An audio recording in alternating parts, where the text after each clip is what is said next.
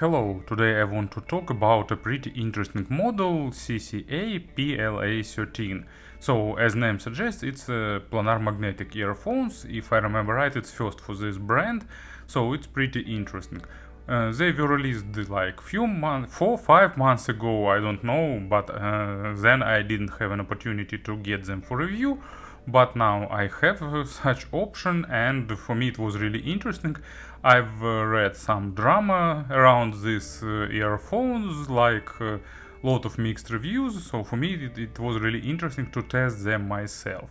As usual, I'm taking price into account. That's my way of doing things. So let's find out how good are these earphones for their 65 plus minus few dollars asking price. I will add AliExpress shop link to the description, so let's have a closer look. It came in traditional package but with interesting twist, so this time we've got some promo photo of product on the front panel. Looks pretty good, especially compared to models with just black and white outline. And traditionally, right on the back side, we can see technical specifications, so 16 ohms of impedance and actually 100 decibels of sensitivity. So they are not super tough to drive, but actually they require something decent in terms of power to be driven properly. So let's go inside the box, and everything is really traditional here, so same plastic cover lid. Let's remove it. Here we'll find cable and a set of tips, and it's traditionally two pair of tips, and one pair is already attached to earphones as usual. So basically that set of accessories that we used to see here. Actually, it should be updated a little bit, or maybe not a little bit, but we need more accessories in this price tag. But every seasoned audiophile already has a box of cables, tips, and even more sophisticated stuff. So let's go and take out stock cable. I will even unwind it and unwrap. So in terms of design, they are nice. It's not something stellar, but I like this approach from the times when it first appeared. Good combination of semi-transparent plastic, and as you can see, now they take serious steps for venting, so pretty stylish and big openings to achieve better sound. And you can explore the internals of the driver itself, so you can see it. One big driver inside, some wiring, and that's it. So you can definitely be sure that you've got exactly the same amount and type of drivers you'll have. Also pretty nice faceplate. It seems to be metal, but main part is made of plastic. I don't see any issues with that, but I'd like to see the spout made of metal. So CCA has plenty of such models, so I know they're capable of doing that. But anyway, here we've got protective grille, we've got lip for holding the tip, so everything is fine here. And the spout has a normal angle and average length, and passive sound isolation, it's also on the average level, which means that it will be enough for regular commute, for public transport, and walk by some noisy street, but of course not in some noisy transport like subways or maybe some trains or something like that. So cable is made replaceable. Traditionally here used the QDC connector or 2-pin connector with recessed pins. I still think that it's the best option in this price range because it's more durable than cheap MMCX, but at the same time it looks nice and it holds really well. So nice connector both in terms of visual style and in terms of sturdiness. There is ear hook format without memory wire, And cable itself, like, it's normal. So it looks attractive, it's soft, it's comfortable, and as usual you can experiment with some third-party cables. So it goes to the splitter, and after splitter it goes like two cables in parallel down to the regular 3.5mm jack. So as you can see, CCA is pretty accurate in innovations. Maybe in some future we'll see balanced cables in stock options, some interchangeable connectors or stuff like that. In general, of course, build is simple, but it has nice stylish touches and it feels pretty durable and reliable. So in this aspect I am satisfied. And of course about the sound, I gave them 48 hours of burn-in, and it seems like there were small changes, but honestly I won't bet money that I can distinguish burned-in pair and unburned, because changes were really minor. So basically I think there is not much sense in doing the separate burn-in process. And usually I'm trying to save this for the conclusion, but as interest is high and controversy is also high, so my opinion about these earphones. Are they some giant killer? No. Are they like everyone should get them? No. Are they a model that worth $65 that can fit many tastes? Definitely they are. So basically it's audible that it's a planar model, but it's far from being a traditional planars that tends to be natural, focused on the micro contrast and micro small nuances and so on. Here we've got noticeably boosted bass, not the most bass boosted model in the CCA/KZ lineup, but accent here is present, deep bass is present, and at the same time upper frequencies, higher frequencies are also accented to compensate the sound. Of course mids suffer a bit in this tuning, but still thanks to the planar technology it remains pretty audible. So it's a good model if you like for something bassy, but at the same time not totally shadowing mids bass. So deeper bass goes pretty deep, not to the maximum depth, but noticeably deep. It has a good balance between speed and weight. It's not the most resolving low frequencies, because usually for that we'll need a balanced armatures, but still resolution is nice, and there are hints of saturated overtones for the low frequencies. When it's necessary it can give you a nice punch, when it's also necessary it can give a good weight.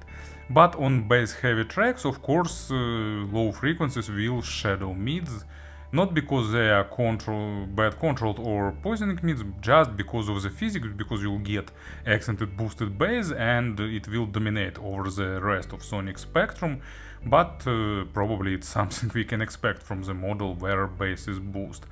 In general, low frequencies are pretty universal, especially if you like bass heavy genres.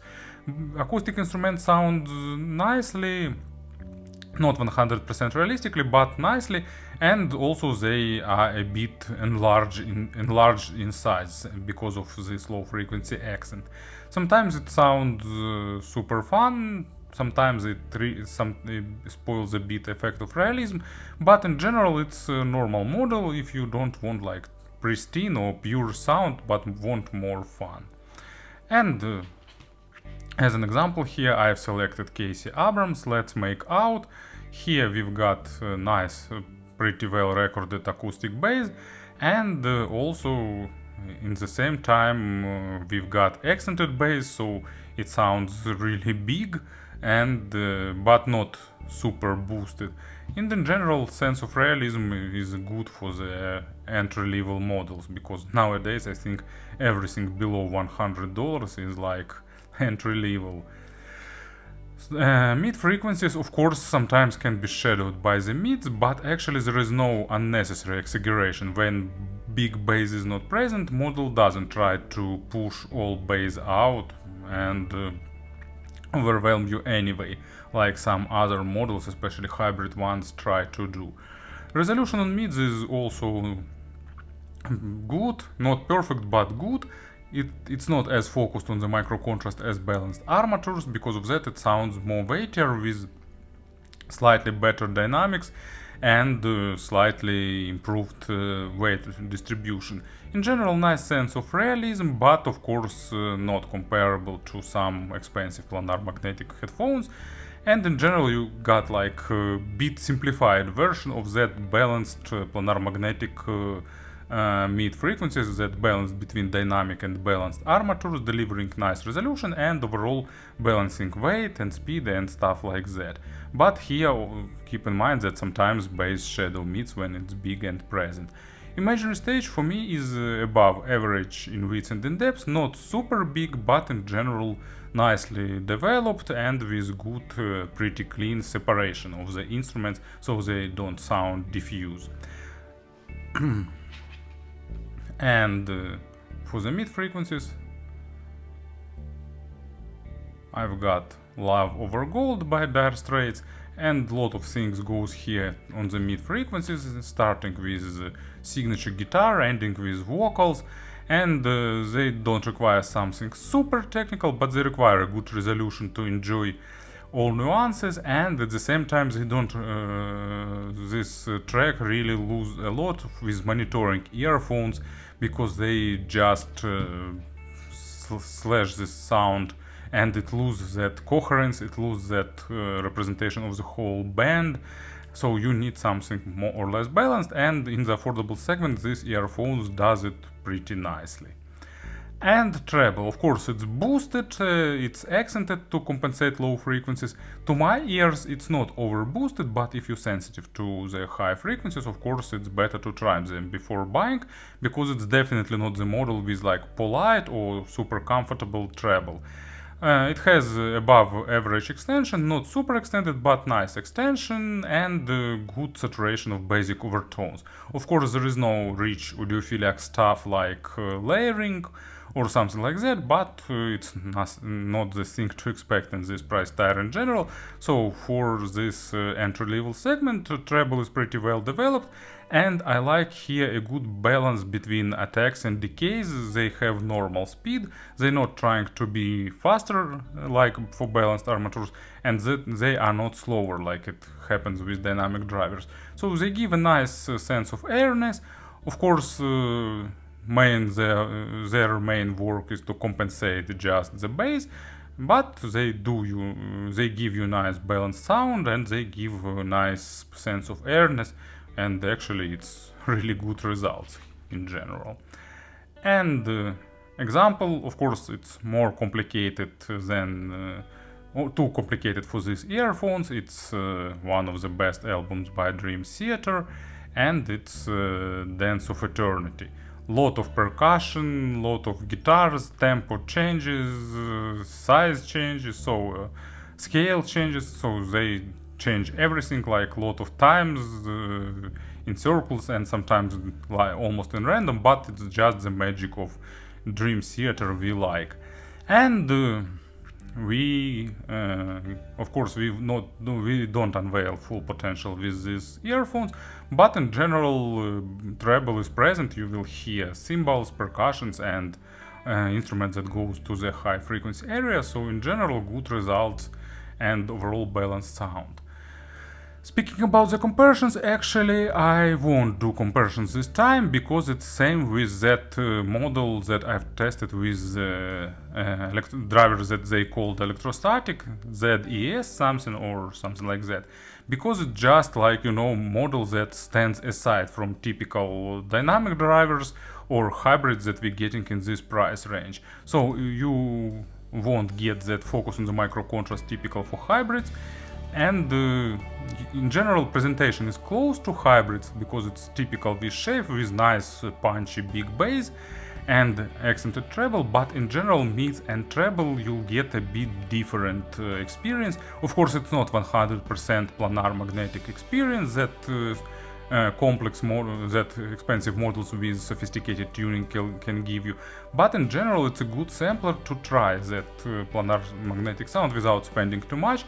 And if you like it, and if you're okay to get less bass, you can consider some more higher end models, because they will give you that. So in general, it's a pretty interesting model that can be used as a sampler of planars, but of course it's not a competitor for more expensive models, and in general it's like standing aside from the rest in the budget model, and because of that I like it. So it's not like absolutely one model fit all tastes, but it's interesting experience, and in this aspect I really recommend this model. Thank you for listening, thank you for your attention, and of course have a great day.